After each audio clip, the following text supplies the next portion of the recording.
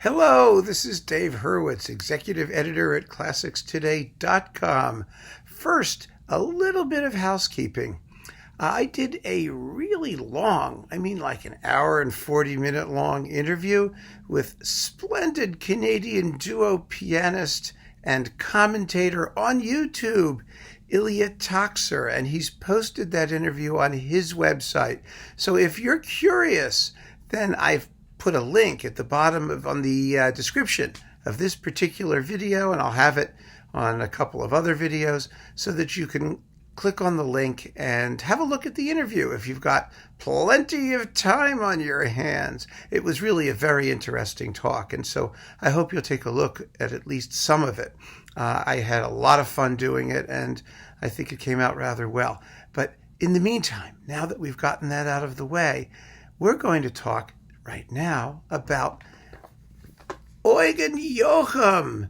Everybody loves Eugen Jochum, don't we? What a wonderful conductor, a warm, humane, terrific guy who just made beautiful, beautiful recordings that were so heartfelt and expressive and emotionally sincere.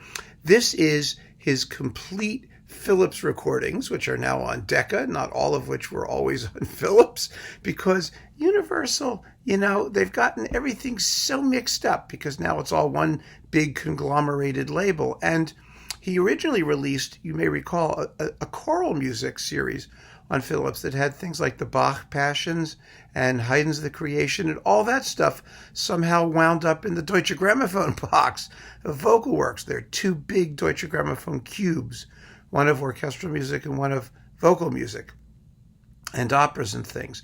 But they ignored the Philips stuff. So this, which is a Decca Eloquence issue put together by Cyrus Mayer-Holmgee in Australia, one of the leading lights of the record industry, who's still around, is got all the rest of his stuff, basically. It's the Eugen Jochum cleanup box, but it's not just, cleanup in a bits and sort of, leftovers kind of way, because there's major stuff here in his discography, and we're going to talk about it. And it's absolutely wonderful. Disc by disc by disc.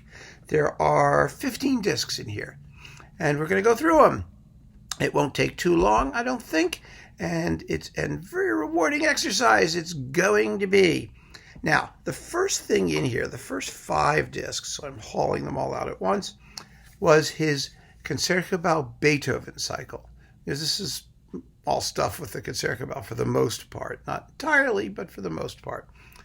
The Amsterdam Beethoven Cycle was the second of his 3 Beethoven cycles. He also did some individual performances and things, just a lot flying around. Jochum was not considered in his career to be a natural Beethoven conductor. He was a natural Brookner conductor. Even he said so. It was sort of felt, I think, that he didn't have quite the fire in his belly, for Beethoven. And I can see that. I can see that in some respects, because there are outstanding performances in all of his Beethoven cycles, but everyone has their preferences. My colleague Christophe Huss in Montreal pointed out the absolutely spectacular Beethoven's Fourth Symphony in his first Deutsche Grammophon Beethoven cycle. I tend to like his last EMI Beethoven cycle, which was made in London, and I think has just that much more edge and punch to it, And this middle one with the Concerto, it's very, very lyrical. It doesn't have that kind of, excitement and rhythmic tension that you find in Beethoven, and that a lot of people really prefer in Beethoven. However, it is also, in a lot of ways, the most consistent, the most beautifully played. It was issued originally as a cycle in a box. It didn't come out in bits. It was a complete, unified entity. And that's kind of what you have in the performances as a whole, this sense of one giant chunk of music that all belongs together. There's no bad performance here. There really isn't. But you have to like the approach. And I actually think the best way to sort of understand the approach and hear it is not contained in the discs of the symphonies, which I'm going to put aside here, but rather in the overtures, some of which are appearing on CD for the first time. This Beethoven cycle was not treated very nicely by Philips once we came to the CD era. It was issued in dribs and drabs on, their super budget line, and it was hard to find. And it did finally make it into a box in Japan, I believe. I got the box, but it wasn't ever a prime recommendation. And it's funny because, at the time that it was made, Jochum was actually not any longer the music director of the Concerto. He shared the duties for a few years in the early 60s with Bernhard Haitink, who was kind of young and starting out. But when Philips came to make a Beethoven cycle, they didn't trust it to Haitink. And they were right, as it turns out. Haitink took over the LPO in order to make a Beethoven cycle in London with the LPO, and it sucked. Totally boring. So they were right to do it with Jochum at the time, who was their sort of other conductor. Now, the overtures here, you actually get two Leonora number 3s, one from 1969 and one from 1960. But these are really good performances of the Beethoven overtures. I'm more enthusiastic about them in some ways than I am about the symphonies, but the approach is the same. And the way to see if the approach is going to suit you, my test, the one that I always go for in Beethoven overture recordings, and also ones that were done in proximity with the symphonies, is the Consecration of the House. First of all, because I love it. I just think it's a great piece. It is the weirdest piece structurally that Beethoven ever wrote. It's kind of like a great prelude and fugue with a huge classical coda attached to the end of it. But it challenges the interpreters in all kinds of ways to really see if they can do a Beethoven thing with this overture. Why? Because first of all, it starts with a grand march that has little trombone bits at the end of each phrase. It's da da dum bum ba da da da dum ba ba ba ba ba da da da, and the trombones come in with wah wah wah wah, and that's all they do in the whole overture is play this little bit at the end of at the end of each phrase of the march. So you have to hear the trombones. You have to pay attention to their unique color at the beginning of the piece. Then there's a weird series of fanfares for trumpets and timpani with bassoon runs going underneath them. Tovey described it as the sound of hurrying feet. The trumpets are going ba-da-dum bum bum bum bum bum bum ba-da-dum bum bum bum bum bum bum ba-da-dum bum bum ba-da-dum bum bum ba-da-dum ba-da-dum, and underneath that the bassoons are going. It's a really bizarre inspiration. I mean, it really is. It's very strange sounding, but you got to hear those bassoons. They've got to be felt. You don't have to hear every note. They're playing very fast. It's very difficult to make it clear, but you got to hear that, the patter of feet underneath the fanfare. The problem is that if you play the fanfares at the right volume, you're never going to hear the bassoons. So most performances really tamp down the trumpets and drums, which is totally not what Beethoven wrote. It's supposed to be celebratory. You got to figure out how to do it, and you've got to either mess with the balances in terms of microphone placement in the recording, which some performances do quite successfully, or place the trumpets and drums in such a way that you understand that they're playing at full volume, even though you're hearing the bassoons, possibly at a slightly different perspective. This performance does it. I mean, Jochum nails the trombones, and he nails the trumpets and bassoons. He gets the balances. Everyone's playing out. I don't know how he does it. It doesn't sound like there's any manipulation going on at all. He makes them do it. Then there's this sort of Rossinian crescendo thing that ends nowhere. It fizzles out. But it rises to quite a climax, and there's a very good timpani part underneath it, which we also hear. And then finally we get to the body of the overture, and that is a huge sort of double fugue thing based on two themes. It's ba bum ba dum ba bum ba dum ba bum ba dum ba bum ba dum ba bum ba dum ba bum ba like that. And then the second subject underneath is just sort of a descending scale. And those two themes combine like crazy for the next 5 minutes or so. And the textures need to be clear, but the music really needs to move. It really has to move. And there are wonderful, wonderful moments. There's a fabulous moment in the middle of it where the orchestra sounds like it gets stuck on this harmonic plateau. It's going bum ba dum ba bum bum ba dum ba bum bum ba dum ba bum bum bum bum bum. Do it again, dum ba dum ba ba.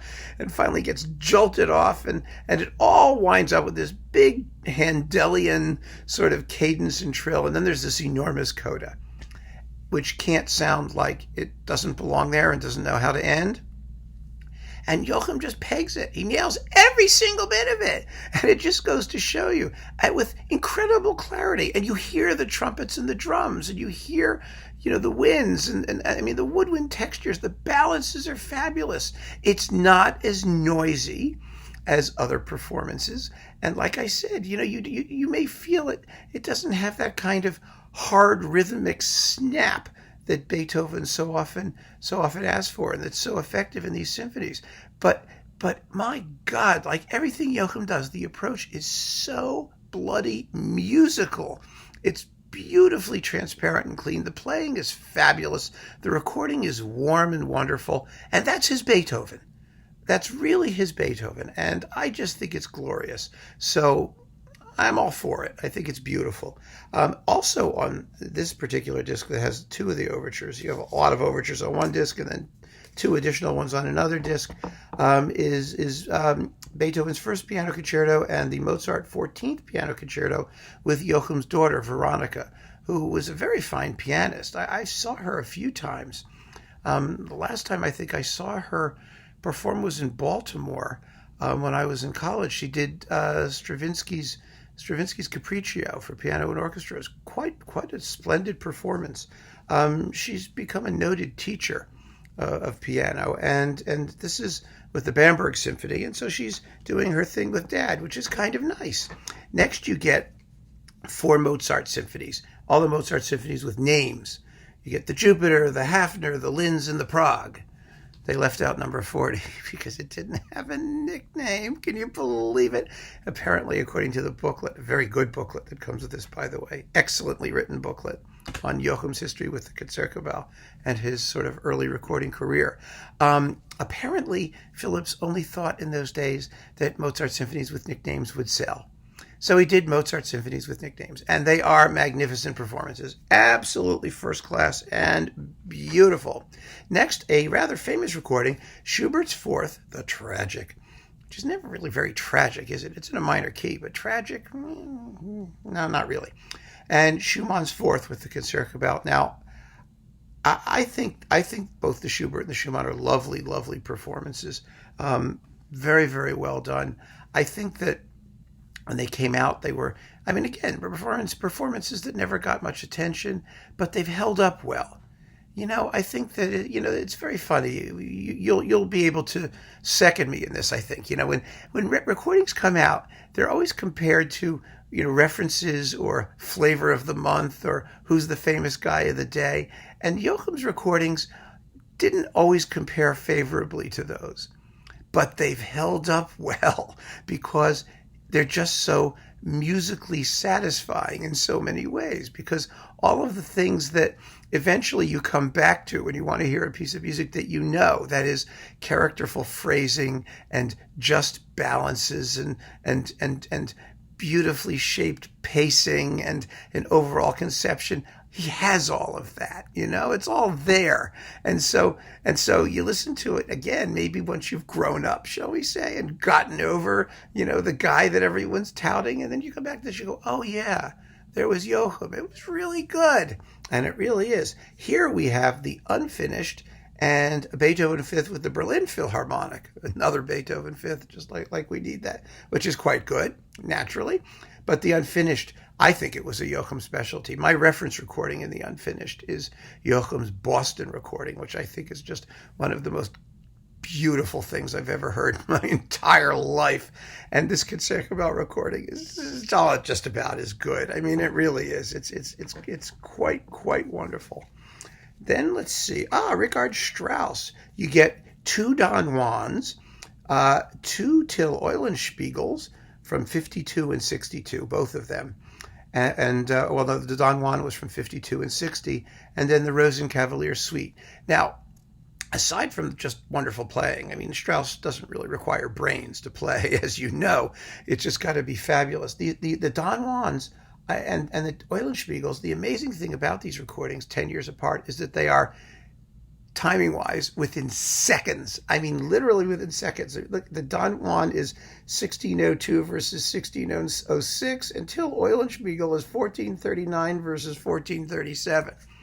That's kind of amazing, considering how complicated these pieces are. It goes to show you that the conception is the same, but the important thing in the timing business is the Don Juan, 1602. That's what you might call Kempa tempo. That's what you want to hear. You know, Don Juan can last a heck of a lot longer. Most performances run about 18 minutes, but the 16-minute ones, there's a case where timing really matters.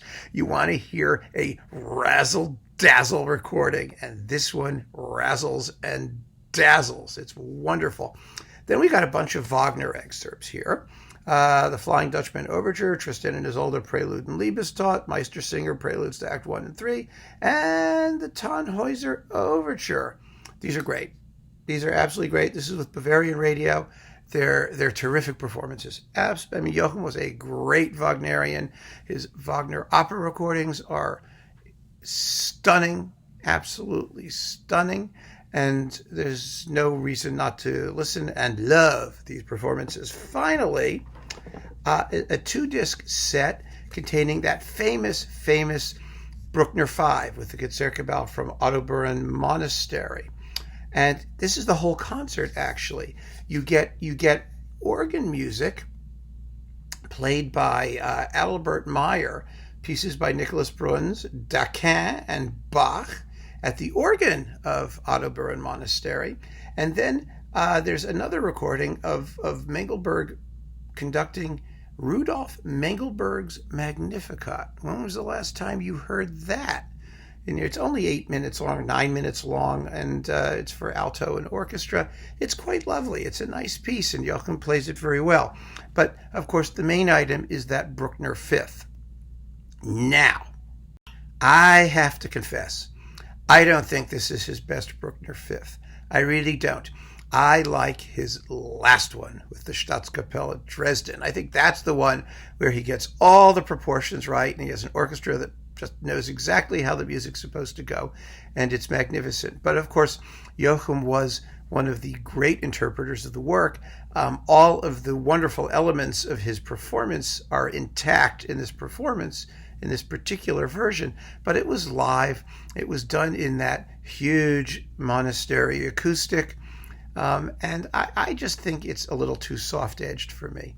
It really is. It just needs more punch at the climaxes, and that's me. There are other people who swear by this performance, and I can understand it if they do. But anyway, that's the set, and as you can hear from this little chat, I think, it doesn't have any fluff. It really doesn't. There are some unique things in it. It's all serious repertoire, and the performances are considerable and of genuine musical interest and musical quality. The real issue for most people, I think, will be, as I'm stuffing this thing in here, will be whether or not you think this second Beethoven cycle is for you. It's certainly not, I think, one of the essential Beethoven cycles, and I think that it's one of those performances where if you're collecting Beethoven cycles, you're going to want to have, because it does have very special qualities. It represents the orchestra at its best in the 60s. It was its first Beethoven cycle. There's no question that everyone is really doing their very best to make a meaningful conception, but it's different. And nowadays, I think different is usually a good thing if different means also musical, idiomatic, tasteful, and, not boring and not perverted. Remember people like Theodor Karensis and that sort of horror show Beethoven, or Pletnev. I mean, you want to have Beethoven that's Beethoven, right? And this is really Beethoven. It's the real guy. And everyone's going to have their preferences as to how else they may want to hear it. So let me just summarize by thanking Australian Eloquence for putting together a beautiful box that rounds out Eugen Jochum's discographic career for all of us collectors, especially if you have the two DG cubes. Then you have to have this. The price is reasonable. The booklet is beautiful. It's a very, very well put together set that does the guy full justice, and I can recommend it enthusiastically, without hesitation, accordingly. Thank you, everybody. Keep on listening, especially to Eugen Jochum. What a wonderful, wonderful musician he was. Take care.